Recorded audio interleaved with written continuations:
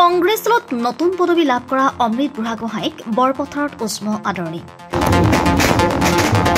আজি বৰপথাৰ নগৰৰ মাজেদি দেখা গ'ল এক বিশাল বাইক ৰেলী। জাতীয় কংগ্ৰেছ দলত নতুনকৈ পুনৰ নিৰ্মাণ আৰু পুনৰ সংস্থাপনৰ উপসভাপতি পদত নিযুক্তি লাভ কৰা বৰপথাৰ কৰ্দৈগুৰি গাঁৱৰ অমৃত বুঢ়াগোহাঁইক বৰপথাৰত বিপুল আদৰণি। বৃহস্পতিবাৰে বৰপথাৰ জামুগুৰি অঞ্চলৰ পৰা প্ৰায় ৫ সহস্ৰাধিক লোকে মটৰ চাইকেলেৰে বিশাল ৰেলী কৰি তেওঁক নিজ গৃহলৈ আদৰি আনে। ধনশিৰি মহকুমাৰ সচেতন যুৱ সমাজ আৰু ৰাইজৰ স্বতঃস্ফূৰ্ত সঁহাৰিয়ে অমৃত বুঢ়াগোহাঁইক যথেষ্ট আনন্দিত কৰি তোলে। তেখেতে প্ৰথমে কৰ্দৈগুৰি অঞ্চলৰ বৰনামঘৰত সেৱা লয় আৰু নিজ গৃহত উপস্থিত হয়। অনাগত দিনত অমৃত বুঢ়াগোহাঁইয়ে ৰাইজৰ সকলো ধৰণৰ সমস্যা সমাধানত গুৰুত্ব প্ৰদান কৰাৰ সংকল্প লয়। আপোনালোকে দেখিছে যে ৰাইজৰ স্বতঃস্ফূৰ্ত সঁহাৰি, এই সঁহাৰি জনোৱা সকলো ৰাইজক মই মোৰ অন্তৰৰ পৰা কৃতজ্ঞতা জ্ঞাপন কৰিছোঁ আৰু আগন্তুক দিনত ৰাইজৰ লগত থাকি ৰাইজৰ প্ৰত্যেকটো সমস্যা সমাধান কৰিম বুলি মই আজিৰ পৰাই ৰাইজৰ লগত মই সংকল্পবদ্ধ হৈছোঁ। আজি ক'ৰ পৰা আপোনালোকে ৰেলী কৰি আহিছে? ৰেলীখন আমাৰ আহিছে গোলাঘাটৰ পৰা জামুগুৰিৰ পৰা কৰ্দৈগুৰি বৰনামঘৰৰ পৰা এয়া মোৰ ঘৰলৈ সেৱা জনাইছোঁ। হয়, মোক এতিয়া পুনৰ নিৰ্মাণ, পুনৰ সংস্থাপন, উপসভাপতি। ভৱিষ্যতে কেনেধৰণে আগবাঢ়ি যাব আপুনি দলটোৰ ক্ষেত্ৰত? ভৱিষ্যত দিনত কংগ্ৰেছক শক্তিশালী কৰি পেলাই আগুৱাই লৈ যাম। যিহেতু কংগ্ৰেছৰ এটা নিজৰ স্থিতি আছে, কংগ্ৰেছৰ বহুখিনি ইয়াতে ৰাইজ আছে। এতিয়া মই মূল ইছ্যুটো কি হিচাপত ক'ম? মূল ইছ্যু ৰাইজৰ যিবিলাক সমস্যা, আজি যিবিলাক আপোনালোকে নিশ্চয় দেখিছে, যিবিলাক ৰাইজৰ সমস্যা, সেই ৰাইজৰ সমস্যাবিলাকে আমি সমাধান কৰিম। সৰুপথাৰবাসীৰ ৰাইজৰ বহুত সমস্যা আছে, ৰাস্তা ঘাটৰ প্ৰব্লেম আছে, মানসিক বিকাশৰ প্ৰব্লেম আছে। যিহেতু সৰুপথাৰ ৰাইজৰ মানসিক বিকাশ হ'ব লাগিব, প্ৰত্যেকটো শিক্ষা দিশত আগুৱাই যাব লাগিব, আৰ্থিকভাৱে আগুৱাই যাব লাগিব, খেতিপথাৰ আগুৱাই যাব লাগিব, বহুতবিলাক সমস্যা আছে। সকলোবিলাক সমস্যা আমি আগুৱাই লৈ যাম। আজি আমাৰ ভাৰতীয় জাতীয় কংগ্ৰেছ দলত আনুষ্ঠানিকভাৱে আমাৰ সৰুপথাৰ সমষ্টি তথা আমাৰ গন্ধকৰৰ স্থানীয় বাসিন্দা তথা বিশিষ্ট সমাজসেৱী আমাৰ ব্যৱসায়ী অমৃত বুঢ়াগোহাঁই ডাঙৰীয়াই কংগ্ৰেছ দলত যোগদান কৰিছে। আমি অভিভূত যে ধনশিৰিবাসী ৰাইজে স্বতঃস্ফূৰ্তভাৱে আজি তেওঁক যি আদৰণি জনালে, আমি সঁচাকৈ খুব আনন্দিত। আমি আশা কৰিছোঁ ভৱিষ্যতৰ দিনত তেখেতৰ আমাৰ দললৈ আগমনে আমাৰ কংগ্ৰেছ দলৰ সাংগঠনিক ভেটি নিশ্চয়কৈ শক্তিশালী কৰিব।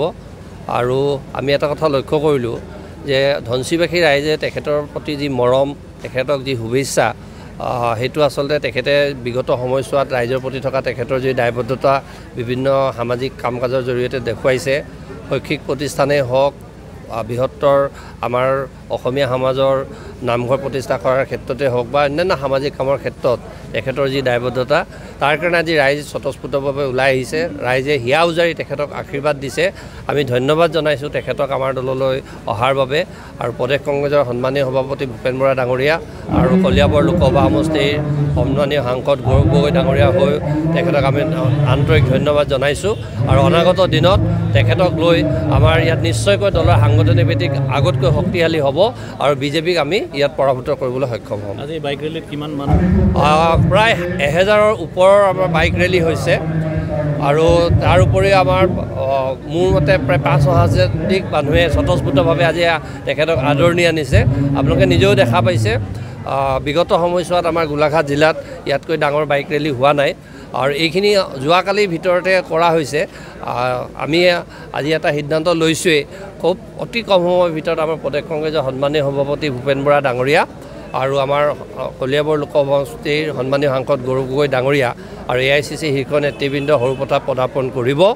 আৰু সেইদিনাখনি দেখা পাব প্ৰায় 30,000 মানুহে আনুষ্ঠানিকভাৱে তেখেতৰ নেতৃত্বত কংগ্ৰেছ দলত যোগদান কৰাৰ আমি এটা পৰিকল্পনা গ্ৰহণ কৰিছোঁ। যিহেতু লোকসভা নিৰ্বাচন সমাগত, গতিকে আগন্তুক দিনত হ'বলগীয়া দিনত কেনেধৰণে দলটিক আগুৱাই নিয়াৰ ক্ষেত্ৰত আপোনালোকে পদক্ষেপ গ্ৰহণ কৰিব? বিগত 5টা বিধানসভা নিৰ্বাচনৰ পৰা আমি সকলোজন নেতা, কংগ্ৰেছ দলৰ নেতাকৰ্মী এটা শিক্ষা গ্ৰহণ কৰিছোঁ।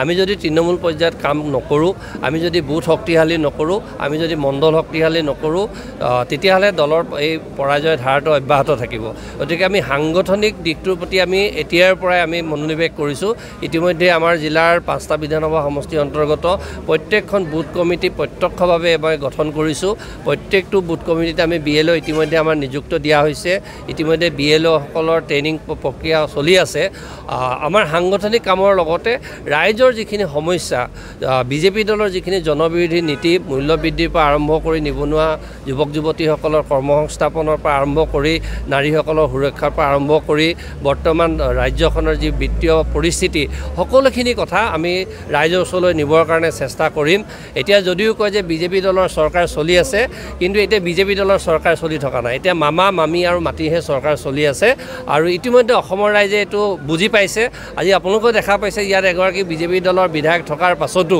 এই ৰেলীটো বাধা দিবৰ কাৰণে তেওঁ পৰিকল্পিতভাৱে নাগৰিকসকলক ইয়াৰ কৰ্মীসকলক যথেষ্ট ভয় ভাবুকি দেখুৱাইছিল তথাপিও স্বতঃস্ফূৰ্তভাৱে আজি কংগ্ৰেছ দলৰ প্ৰতি আকৰ্ষিত হৈ বা অমিত বুঢ়াগোহাঁই ডাঙৰীয়াৰ নেতৃত্বৰ প্ৰতি আকৰ্ষিত হৈ স্বতঃস্ফূৰ্তভাৱে আহিছে আৰু এইটোৱে অনাগত দিনত বিজেপি দলৰ কাৰণে এটা অশনি সংকেত ৰূপে কঢ়িয়াই আনিব ধন্যবাদ